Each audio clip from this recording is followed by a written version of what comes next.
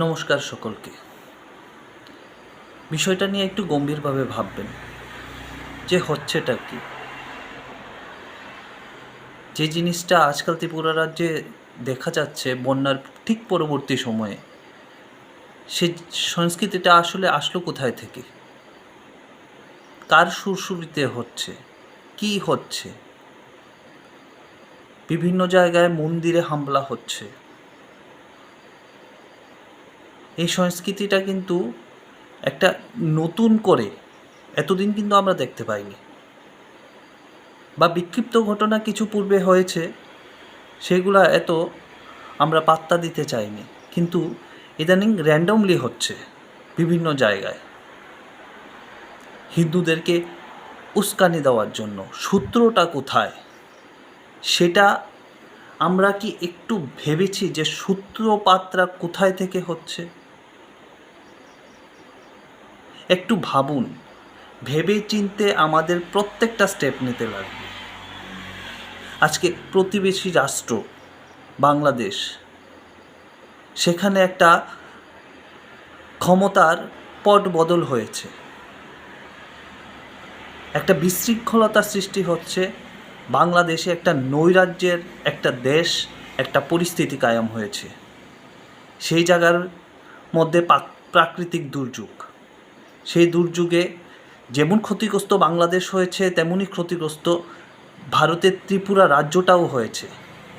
কিন্তু সেখানকার মানুষের মানসিকতা এত নিচে যে তারা বলছে যে সেই জিনিসটা ভারত করিয়েছে ইচ্ছাকৃতভাবে। এখন বৃষ্টিও ভারত ইচ্ছাকৃতভাবে করাতে পারে,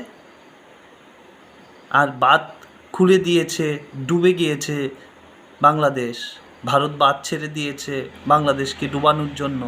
সেই জিনিসটা তারা তাদের জনগণের সামনে নিয়ে আসছে এই কারণে যে তারা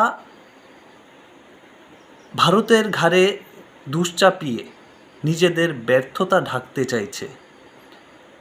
ওইখানের সদ্য প্রাক্তন প্রধানমন্ত্রী মিসেস হাসিনা বলে গিয়েছিলেন ওনার পদত্যাগের অনেক দিন আগে, প্রায় 1 মাস আগে, যে এবার বন্যার পরিস্থিতি হওয়ার সম্ভাবনা আছে, তা নিয়ে প্রস্তুতি উনি করছিলেন। সেই সময়ে কি একটা আন্দোলনের নাম দিয়ে ওনাকে সরিয়ে দিয়েছেন, ভালো কথা। এটা তাদের সম্পূর্ণটাই তাদের দেশের ব্যক্তিগত ব্যাপার, সেটাতে আমি বলতে চাইব না। কিন্তু তারপরে যিনি ক্ষমতায় দখল করেছেন ছাত্ররা, তাদের ডাকে যিনি সেখানকার প্রধানমন্ত্রীর বা উপদেষ্টা হয়েছেন, ওনার মানসিকতা, ওনার নেতৃত্বে ওই দেশের ছাত্রদের মানসিকতা,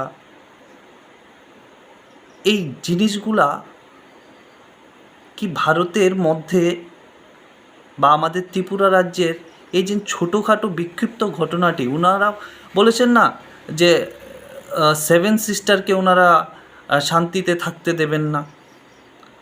আপনাদের মনে কি এই প্রশ্নটা আসে না যে হয়তোবা ওদের উস্কানিতে ত্রিপুরা রাজ্যে এরকম ঘটনা ঘটছে?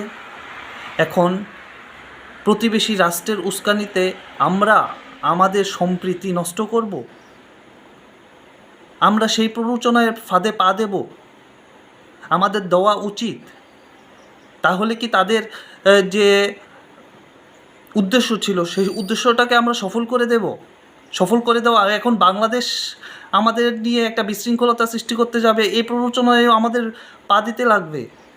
আমি সকল ধর্মের মানুষদের বলছি, ভাই আসুন আমরা এই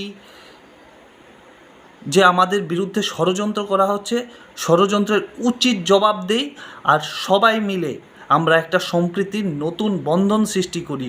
আর ওই দুষ্কৃতিকারীদের, যারা ধর্মের নামে নোংরামি করতে চাইছে, হিন্দু মুসলমানের মধ্যে ঝগড়া বাঁধিয়ে বাংলাদেশের পক্ষ হয়ে কাজ করছে, তাদেরকে একটা সঠিক জবাব দিই। আমরা একটা ঐক্যের বার্তা দিই আমাদের এই প্রতিবেশী দুষ্ট রাষ্ট্রটাকে, যেটা পাকিস্তান থেকেও অধম হয়ে গেছে। আসুন সবাই মিলে একসাথে বলি, ভারত মাতা কি জয়, বন্দে মাতরম।